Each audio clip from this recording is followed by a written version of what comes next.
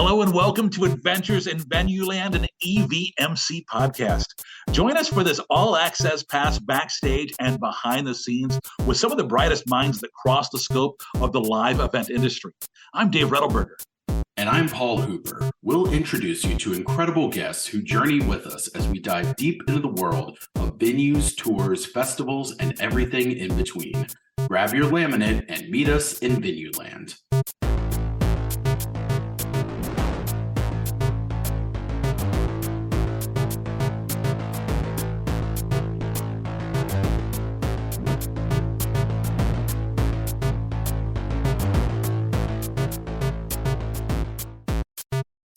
Today's adventure has us kicking off Messina Touring Group Week. Yeah, celebrating 25 years with a special series of episodes, and very excited about today's. Our guest is Kate McMahon. She's the Executive Vice President and one of the most influential forces in live music touring. Spent more than 3 decades working alongside Louis Messina, helping shape the modern touring business across companies like Pace Concerts, SFX Touring, Clear Channel Touring, and today's Messina Touring Group. She's a 5-time Billboard Women in Music recipient, included in Pollstar's Impact 50. The accolades go on, but let's just get into it. Kate, welcome to Adventures in Venueland. Thank you. Thanks for having me. 25 years celebrating Messina Touring Group. Kind of exciting, right? Can you believe that? Honestly, some days it feels like 2 years, and some days it feels like 200 years. But we get that. When we formed the company, I just didn't visualize where we are right now. Sure. Yeah, you were probably just like forming it, oh yeah, let's get this rolling, let's have fun. I'm sure not forecasting 25 yeyears in the future, and how things have grown and changed as an industry in that time has, been so exciting, and certainly you all played a part in that. Yeah, no, completely crazy. Also, I didn't think I'd actually age 25 years. I thought I'd always be like 30 some years old and like young and cool. And you're not wrong. Dang it, here we are. So there's somebody listening right now who's, brand new to the industry, and they don't know what the Messina Touring Group is. So tell us, what is the Messina Touring Group in 2026? In 2026, I kind of like the phrase concierge promoter. What we do is limited in scope and also huge in scope. And I'm trying to make this as simple as possible, but we are the alpha to the omega to the dozen or so artists we work with. So I don't do a show and then pass it off to my cohorts in another market, or pass it off to someone when we go global. We're kind of all in all the time and consider ourselves sort of an extension to artist management. So we're really closely tied in with the artists we work with, which is both fabulous. If I need an answer from one of the artists I work with, I feel comfortable picking up the phone directly, especially if it's something yucky and the manager's like, I'm not asking him that. I'm like, oh, I'll ask him. Yeah. I got thick skin, but it also can be terrible because we are so close that if something goes sideways, I've also gotten that phone call, which is not super fun or pleasant. Sure. Well, and I think that does make you all stand out so much from other promoters and things like that out there. Is you're I think Messina is known for having these kind of like very close relationships with artists, and the artists that you have, many of them you've had for many, many, many years, and they keep coming back and throughout their own career growth too, So I think that certainly, is a credit to you all and the service you provide, but also kind of providing that unique sort of aspect of the hands-on. Yeah, I think there's definitely, we call it 6 degrees of George Strait, because like going back in the time machine, Louis, myself, and my husband, Rome McMahon, all worked at what was then SFX Touring. It had been Pace Concerts, Pace Touring, blah, blah, blah, blah. Oh, I think it was actually Clear Channel Entertainment Touring. Sorry, I can't remember all the different things we were there for a while. But it had gotten really corporate, and we all felt really removed from the things that we did well. And so Louis said, do you want to do our own thing? George says he's in. And we're like, who do we need besides George Strait, right? Like, we have one client, we'll be fine. But Kenny opened for George. And then we did Tim and Faith Soul to Soul, because we knew Tim through George. And then Taylor opened for George. And Then we met Ed through Taylor, but it's all Yeah. 6 degrees of George Strait. So we've got a couple outliers now of people we didn't meet through George Strait, like the Lumineers, Phoebe Bridgers. But generally speaking, we still make the joke it's 6 degrees of George Strait. I love that. Tell me about, that first time that you met Louis Messina. Do you remember your first meeting? 100%, because it is like probably the worst interview you can ever imagine. It was so bad on so many levels. At the time, it was Pace Concerts.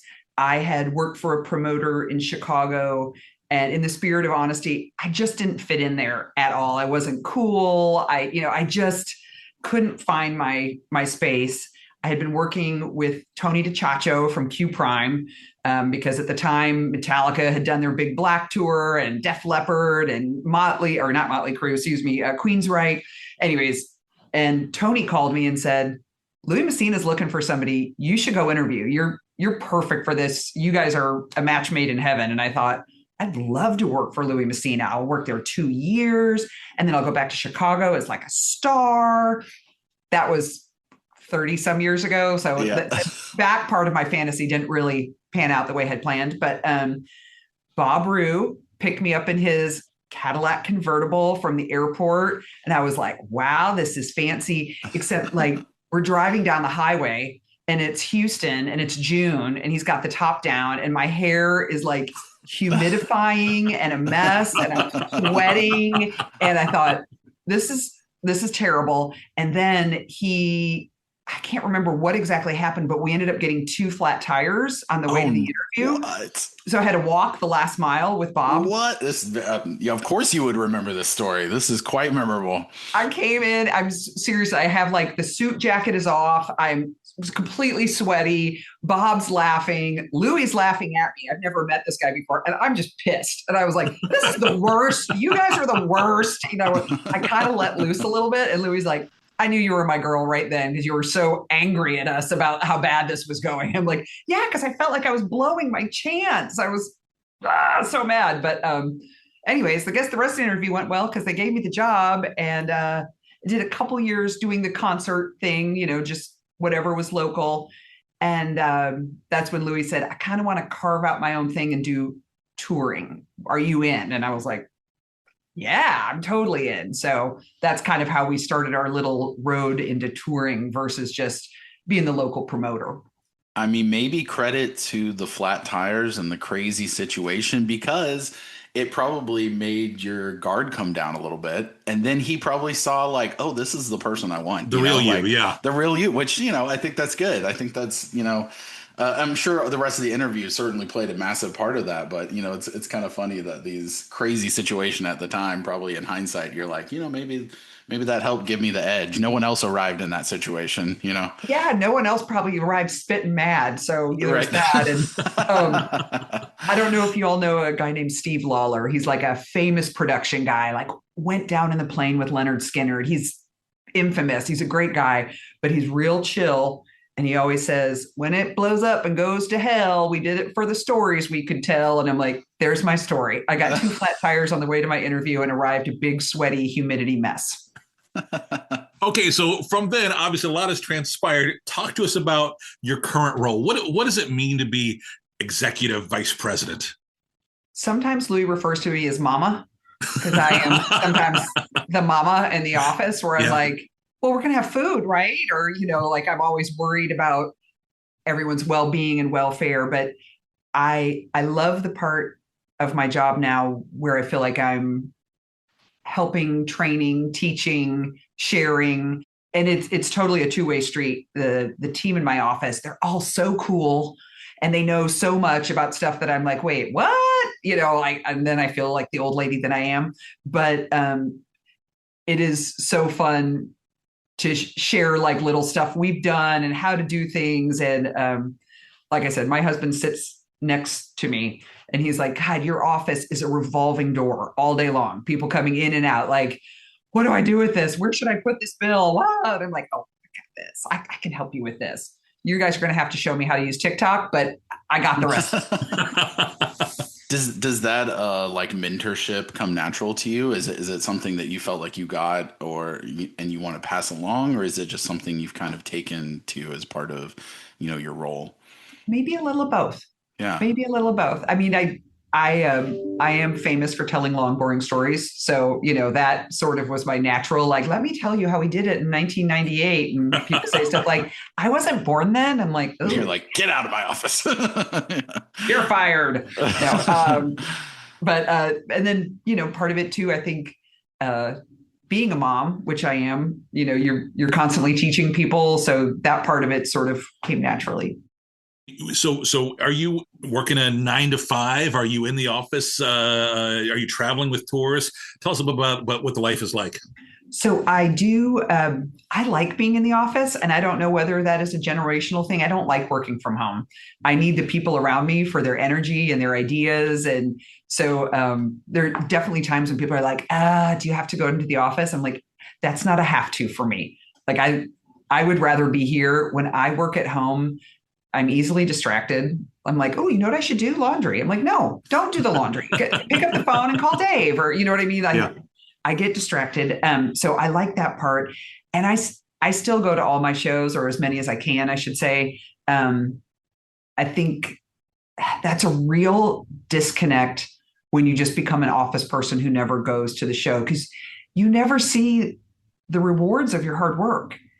I think there's nothing as like rewarding and exciting to walk into an arena or a stadium and seeing a huge crowd of people experiencing like the emotions and the fun all together. You know what I mean? And if you don't see that, you don't realize like this was my work. This was my messaging. I'm the one who helped bring all these people here. Then you just disconnect from why what you do is important. Yes. So I'm real, like, you need to go out and see some shows, and you need to know the artist, you need to know the tour manager, you need to know the team. I always say the best marketing lesson is walking around and looking at the crowd of that audience, right? Because now when that artist comes back, you have a visual, what that audience looks like. 100%, in a way that data analysis and CRM can never tell you. Sure. I can see a Kenny Chesney fan a mile away. I get on a plane and I'm like, that girl's going to the show. That guy's going to the show. I know who they are. Plus, it helps even not only seeing your rewards, but if there's any challenges, you now are seeing it. And it's different to hear about that via an email. Oh, we had this thing happen, and you're trying to figure out why. And then when you see it in person, you're like, oh, this is really tricky. And now I can relate to what these people are feeling. And there are some things too where like you see a show and you think, ooh, that's a really slow opener. We're losing people. Like, and then you have to figure out how do I message this? How do I, and those are ugly conversations, but we've all had them. We had an artist in the past couple of years, and he had a really weird music montage going before the show. And he got to the stage early one night and he was like, what the hell is this? We're like, this is the music montage that you chose. He's like, this is terrible. And we're like, yeah, it's kind of it is bad. Yeah, we should change this. We're glad you think so too. But it was a learning moment where we thought, well, we didn't know that you didn't know. Yeah, right. Yeah. Well, obviously, you've been involved with more than a few tours over the years, but you were kind of the there from the very beginning for country music stadium tours. So talk to me about that, kind of the genesis of that. So the step up, step back is that San Antonio had built this football stadium in hopes of getting an NFL team. And then they didn't get one. And then the city had built a stadium. So they're like, what can we do? How do we use this? Yeah.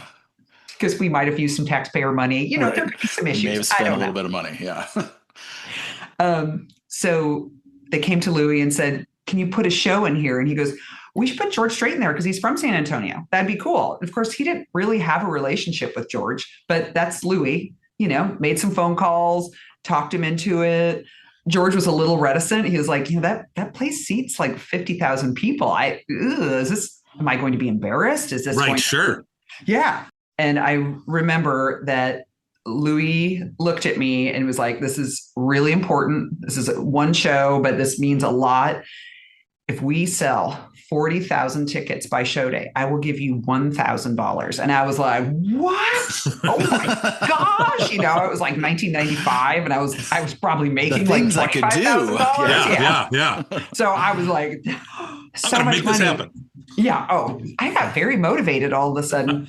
But on day one, we went on sale with 44,000 and I walked into his office and I was like, yeah, exactly. Show me the money. And he was like, I never thought we'd get to 40,000. I didn't. I was like, well, you better go to the bank because I want my $1,000. But he did pay up. Yeah, and it was funny. And he always tells that story. He was like, I got, this huge show for Kate for $1,000. What a bargain. Yeah. Do you remember going to that show and how you felt? Because I know you've said that in the past that you love that moment when the lights go down. I have had a couple of those stadium shows like that where I got actually teary, which I know is, and I'm not an emotional crier, but just seeing that, which felt undoable at the time. And when we realized what we had, providing this, we had 4 or 5 acts on the tour and, George as the headliner, and we started taking it on the road, we were roundly made fun of. People are like, that might work in San Antonio where George is from, but that doesn't fly in Boston or Phoenix or whatever. And it was so crazy. Like we came to town and we were like the circus, and suddenly everybody was looking at the way country music had toured and had been produced and how it looked, because it had been a little county fairish before that. And now suddenly Louis produced those shows like rock shows. Right. Big screens, big scrims, towers, and, speakers. And we were really pushing a value too. Of course, this was the mid 90s, but, our top price tickets were under $100. And our lineup was like Tim McGraw, Dixie Chicks, Faith Hill, Kenny Chesney, and George. Yeah. Wild. Basically a festival. Yeah. Basically a festival on the road. So we did that for 4 years. And at the end of that, that's when we formed Messina Touring and just started doing George. And Kenny, who wasn't a headline act at that time, he had been support. Sure. And now here we are, 2026, and it feels like so many tours are playing stadiums. I mean, what a transition, right? Especially in the last 4 or 5 years or something. How many acts have moved up to that stadium level, and it feels almost like a normalization now. Like, of course, artists are going to eventually play stadiums, right? I think it's good for all of us. Like, there's so much out there. Of course, sometimes I'm like, hey, we'd like May 15th and this year, and they're like, oh, I've got 3 holds already. I'm like, what? I used to be the only one. Right. Now, is this true that you have had the chance to market every single Kenny Chesney headline tour since 2002, and that includes 204 stadium shows? Yeah. Isn't that bananas? That's insane. Like, you'd think I'd know what I was doing by now, but he's been in Sphere. He did Sphere last summer. He's going to do Sphere this summer. And that was really exciting for all of us. Kenny, me, Rome, Louis, because it's so different. It's such a different beast. Like, how do you market nationwide? How do you bring them to one space? Just the content creation and what a heavy lift that was. And the setup is almost more, I haven't been yet. I will find my way there, but it's more like a performing arts center setup, right? Like a tiered kind of. Yeah. And it's very steep. Okay. Yeah. Interesting. I know that one thing that, when we talk about, the live experience, you've said one of your superpowers is trying to get inside the artist's head while also, thinking like a fan. So, what is that something that when you're at a show that helps you, when you're kind of trying to help work on a tour with an artist? I'm always approaching it. And I will say I work with 2 artists who are demographically the same as me. So I'm seeing it in a way that maybe some of my counterparts are not seeing it. And I do think that's important. So the team is working on some rollouts for some younger acts right now. And they were telling me about them. And I was like, is that impactful? And they were like, it's awesome. I'm like, okay, I'm going to trust you that you Sure. know how to speak to this audience, because that would probably not excite me.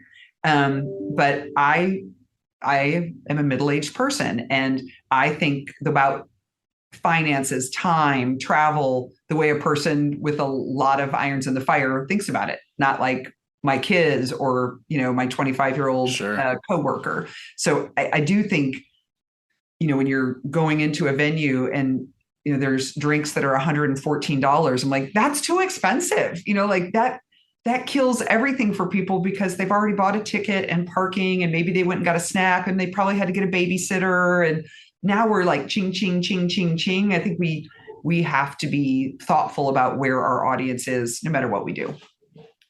I think that's great, or great to have that perspective too, because I think you're looking beyond the event. Even like, I like that you mentioned babysitter, or even travel. It's like, it's more than just a ticket and a beer. It's a whole production, it's a whole night, it's a whole lot of planning. But I think it's great to have that perspective. You've literally worked with hundreds of venues.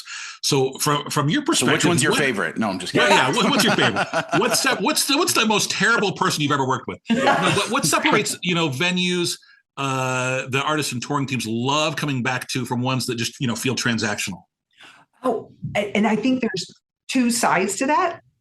For like me, on the promoter side, I love working with venues that are creative and smart and have their data. We had a challenging show with a venue a couple years ago, and the marketing person there was so sharp. I kept talking to everyone about her. Like, she was like, I have 10 ideas. And I'm like, bring them. Like, This is great, And she just kept bringing ideas and how we could maybe change things. And she really brought that show home for us. I give her full credit, because her crazy ideas, and she just never gave up. So on my side, that's really important. I think on the band crew side, having a great event ops person who is ready for them, who's organized. And this seems like 101 kind of shit, but we've definitely rolled into the building after the building's had an event the night before, and all the rooms are dirty and they're not really ready for us. And it just kind of starts off less than great, because we're like, did you remember we were coming? Because this is an important day for us, and it doesn't feel like we're important. Right. And sometimes you roll in and there's a big banner and a coffee station or something. You're like, oh, that's so nice. And it doesn't have to be anything wildly expensive, or and the gifts and everything are amazing. So, we are always appreciative, but I think it's more just the thoughtfulness that's really that means a lot. You've said in the past, that the ability to step back and look at the big picture 5 years down the road is important to you. So talk to me about, because so many times we're so caught up in the little day-to-day things that we're not thinking about 5 years down the road. Talk to me about that. Okay, and this is super nerdville, so this is probably where nerdy. Let's go. Yeah, let's get nerdy. Yeah. I was reading these philosophers called the Stoics, and they found peace in planning, like working way ahead. And I thought, oh my gosh, this is a philosophy I can totally get behind. Some people might call that being uptight, but I really I find peace and just being able to look forward and plan for it. Even if my plans go totally sideways, I'm always like, okay, so plan A didn't really work, but I've got kind of plan B set up. And then there's a plan C. That, I think, it always keeps you moving forward. I don't love surprises, but we're all going to get surprised by stuff. We're all going to have shows canceled at the last minute. We're all going to have, one time Rome's bus caught on fire and his computer melted. Oh my God. This was an issue. He's like, everything I had was on that computer. There's a couple issues, yeah. Oh we've got some issues. And you're alive, right? Okay, good. Yeah. And what about the computer? What about the hard drive? Yeah. So we always laugh when people ask for some Kenny Chesney data from 2002. We're like, yeah, that burnt up. So we don't have that. Yeah. Sorry. But I do love plans, and there's a small group of people behind my back and sometimes to my face who call me Mrs. Plans. Hey, I think that's a title to wear proudly. I hear you. Absolutely. I'm kind of the same way. It's like I would rather plan and know kind of what is possible and almost forecast different challenges that could happen than to kind of wing it and then have to figure it out on the go. You know, I'm much more of like, oh, okay, this happened. Well, that's okay because I already thought that could be a possibility, and then you're sort of mentally prepared for it. Yeah, and maybe that's the same reason why I like order a lot of the same things at the same restaurants. I don't know. I don't know what that the philosopher says about me. Yeah, exactly. But they just are appreciative of you. They love you for sure. Exactly.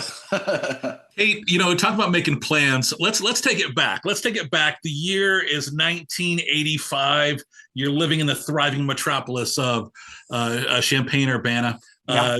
You're going to your very first day there at the University of Illinois. What did you think you were going to do with your life? So this is a total talk about making plans. I always wanted to be an agent.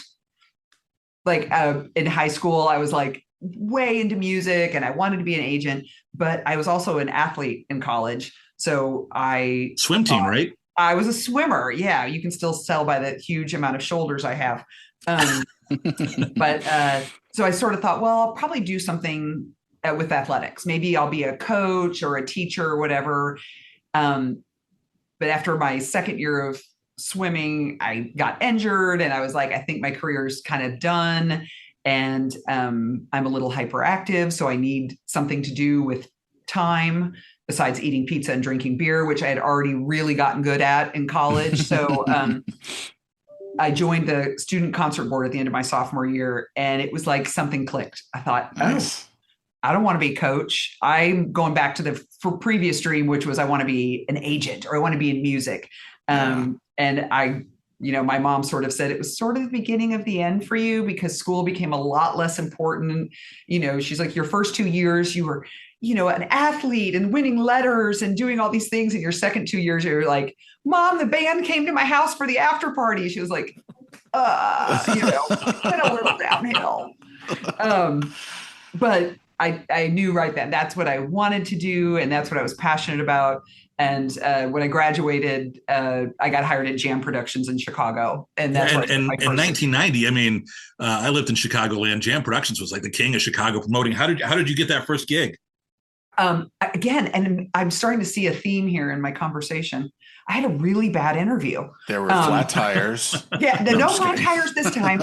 But I was in the room with Jerry Michelson and Arnie Granite. And then the gentleman who was the head of marketing at the time, a guy named Pete Weiss, who's still a great friend. I love Pete Weiss. He's an attorney now, so he's not in the business anymore, but super guy. But Arnie's car had broken down. So he was on his phone the whole time screaming at someone. And then Jerry kept asking me questions. And I was getting like a little distracted because here's one guy going, you MFR, you get my Jaguar fixed right now. And I was like, so I was on Star Course and I was really good. And later on, Jerry was like, you were so flat. That was a terrible interview. And he's like, Pete liked you. So Pete said, let's go with her. And I was like, Jerry, Arnie was screaming at someone the whole time. It's like, oh yeah, I kind of forgot about that. I'm like, it was awful, but they did hire me. So yay. And I got to work with Pete Weiss and Dave Chesler, who worked for Electric Factory forever. Now his son, Trevor Chesler, is at the Sphere. Sure. So that's super fun for me because I'm working at Sphere, but I have to stop treating him like a kid because he's great and he's a full-grown adult. But I'm like, baby Chesler, you're so cute. He's like, oh God, stop. But anyway, so yeah, that part was really fun. But I was the only woman who worked there who wasn't. All the other women who worked there were answering the phones or AP or whatever. So it was a hard road for me. I didn't always, fit in. I didn't really have a seat at the table there. Yeah. So like I said, it was a little bit of a rough road. And then Tony DiCiaccio called and said, you need to take this interview. I'm like, oh, I love it. So I'm forever grateful to Tony D. That's great. Yeah. You've seen the growth of women in this industry and the way things have changed over the past few years. So what advice do you have? There's a young woman listening to this episode now who's just breaking into the industry. What advice do you have for her, and how she can help, from her starting position, get to be an executive vice president someday? I would say, remember that you are valuable and that you have a voice. I see young people at our staff meetings never say a word. Months go by. Yes. They just are quiet. And so I really encourage them. If you have an idea or an opinion, say it. Not only do I need to hear you say it, but Louis needs to hear your voice and your opinion. And that's how you move up. I'm sure you all know Rachel Powers. Yep. She does Blake Shelton and Eric Church and whatever. And I think a lot of people would be shocked by this, but when she first started, I had to keep telling her, I'm like, you're so shy. You have to talk. And she was like, okay.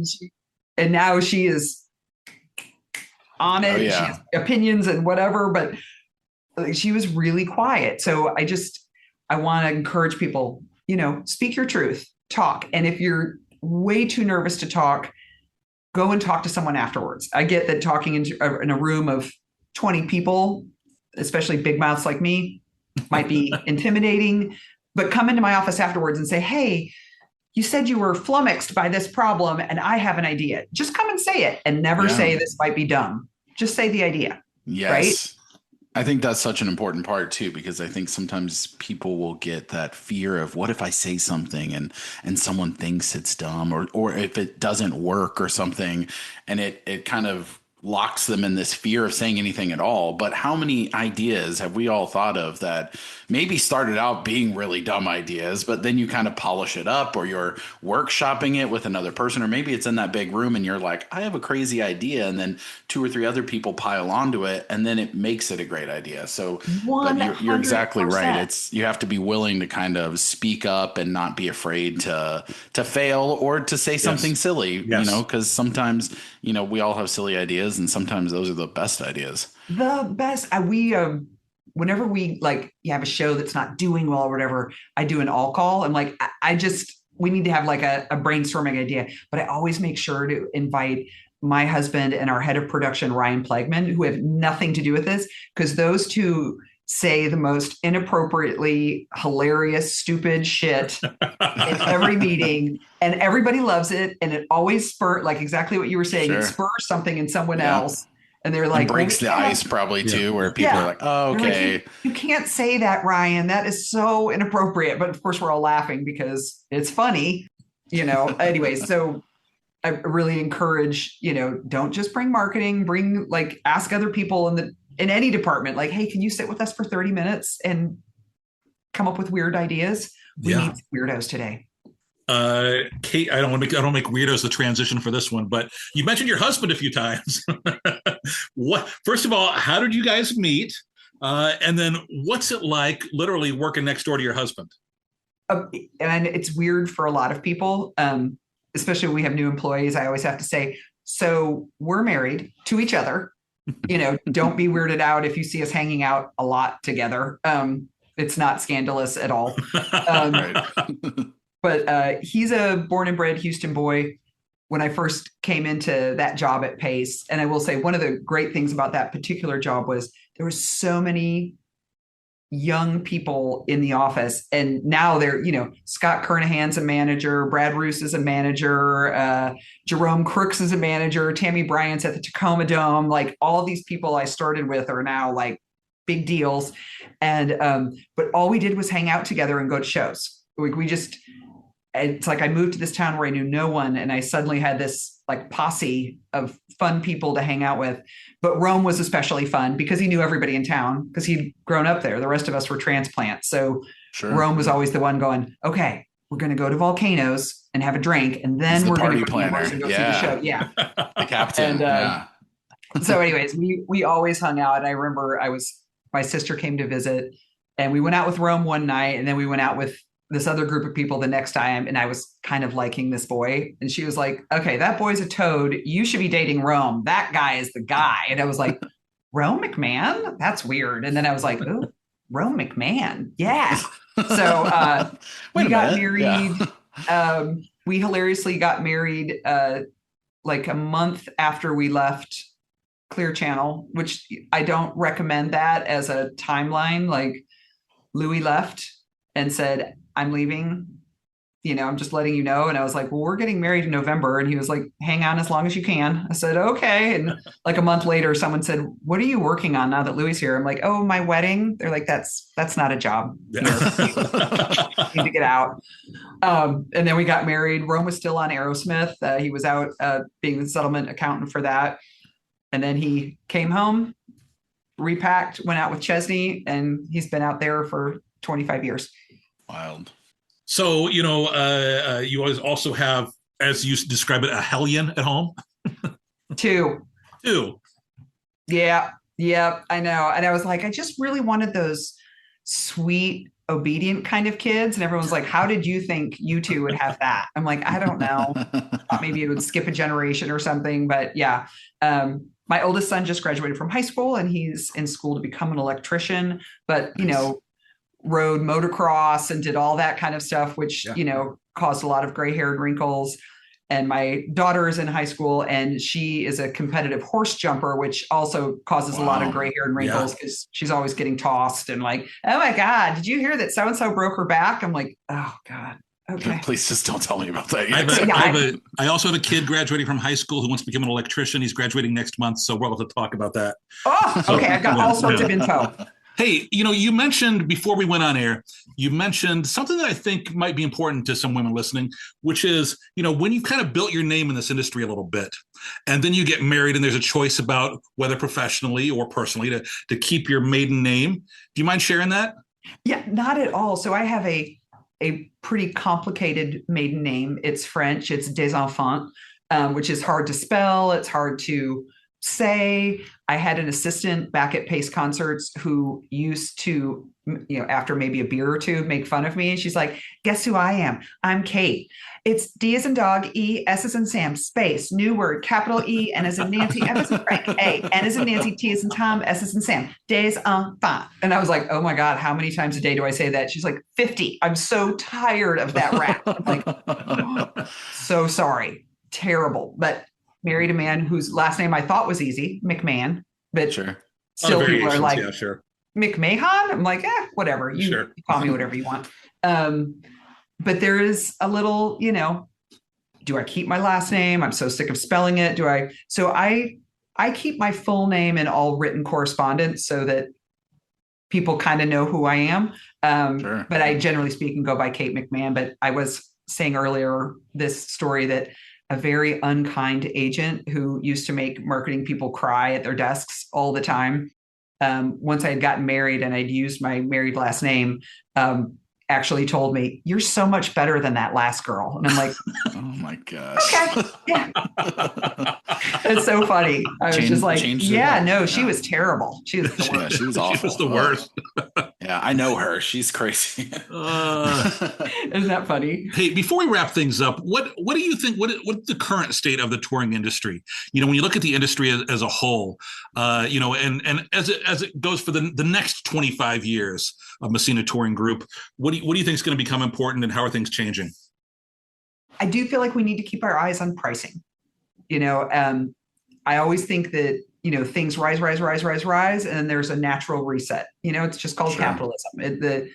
The market's always going to balance because I think consumers will tell us at a certain point, I don't want to spend that money. So I think as an industry as a whole, even, we need to keep our eyes on all the costs involved in something. When something's hot, price is no object. And we've seen that with the scalpers and everything else. They'll buy a ticket that we price at $99 and it's selling for $1,000. And we all hate to see that, but we've got to find that balance of pricing things correctly so that it is market value, but I think that's our biggest challenge. Well, before we wrap things up here, I want to hit you with our Fast Five. It's just 5 quick questions, looking for your short, immediate response. First up, what was your very first concert? Oh, Loverboy in Champaign, Illinois. And my mom let me ride my bike to the show, which just who lets their teenagers? But yeah, that's what we did. We rode our bike to Assembly Hall. Do you have an all-time favorite concert? Ooh, It's tough to pick a favorite, right? yeah, it's really hard. I loved being at Sphere last summer. I think just because it was so different for us. And then the very first stadium that Rome and I did together, sort of without any bosses ahead of us. We've always worked for Louis, but there's always been, layers of people. Sure. Was Kenny Chesney at Neyland Stadium, and that was his dream. So we felt like that's the first thing we did together, and we got to deliver that to him. So that was really special. What's your favorite thing to do on a day off? Oh, I don't know. I am kind of boring. So we just built a new house, and I just love chilling at the house. I read a lot.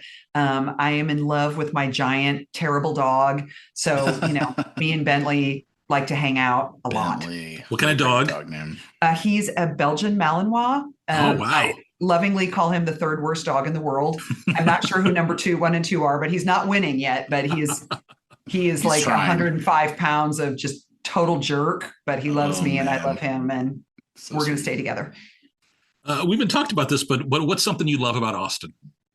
Oh, it's geographically beautiful, rocks, hills. I mean, and I loved Houston, but coming to Austin, I was like, oh, this is really beautiful. The one other thing I loved about it immediately was how family friendly it was. In Houston, and I loved Houston. Houston's got great restaurants and whatever. There weren't a lot of things to do with your kids. I call it like, people say it's family friendly, but Jim Gaffigan always makes that joke that means adult aggressive. Like if your kids love it, you hate it. I found that in Austin, there was all these things to do, that where I could go and enjoy myself, and my kids were having the best time ever. And I thought, oh, this is great. So we moved here, I think in 2010, or maybe it was 9-10, somewhere around there, but we're not moving. Yeah. Last question for you. What's your theme song? Is it a reality TV show where cameras follow you all around? And what's the song that plays over the opening credits of the Kate show? That's funny. My husband would say it's this following song, which is utterly ridiculous, but it's a Ben Folds 5 song called I Want to Be Kate. Oh, yes. Oh, there you go. So he'll put it on every playlist we make. And then when it comes on, he turns it up and we all have to jump and do it. And my kids are like, you guys are so embarrassing. Well, it's a great week, here with some great Messina content as we're celebrating 25 years. Paul, what kind of stuff do we have coming up for the rest of the week? Yeah, so this episode is obviously out on Tuesday. And then this Thursday, we're going to be chatting with one of Kate's colleagues, Rachel, who's going to tell us about really sort of the artist growth from playing small clubs all the way up to playing Sphere, and really kind of give us some really interesting insight and advice for artists that are approaching that, as well as marketers that are approaching it. So stay tuned for this Thursday. We're celebrating Messina Touring Week all week long. Kate, before we let you go, throw out any plugs you want to throw out there. People want to learn more about you or Messina. What are the best places to go? Well, we have a website now, so I feel like we're super high tech, but we're doing a lot with our socials now. We just rebranded them all. It's great. So that's all a fun way to get great. to know us. Yeah. And then, of course, come see us at Sphere. Oh, absolutely. Thank you so much for your time today. I really appreciate talking to you and hearing about your adventures. Yeah, this has been a blast. Thanks for having me. And a big thanks to everybody for listening to this episode of Adventures in Venueland. Stay tuned for more Messina Week content. And remember, you can subscribe, and you can even find more episodes wherever you listen to your favorite podcasts. We do love your 5-star reviews because it helps other folks find us. Until the next adventure, I'm Dave Rettelberger. And I'm Paul Hooper. Thanks for listening, everyone.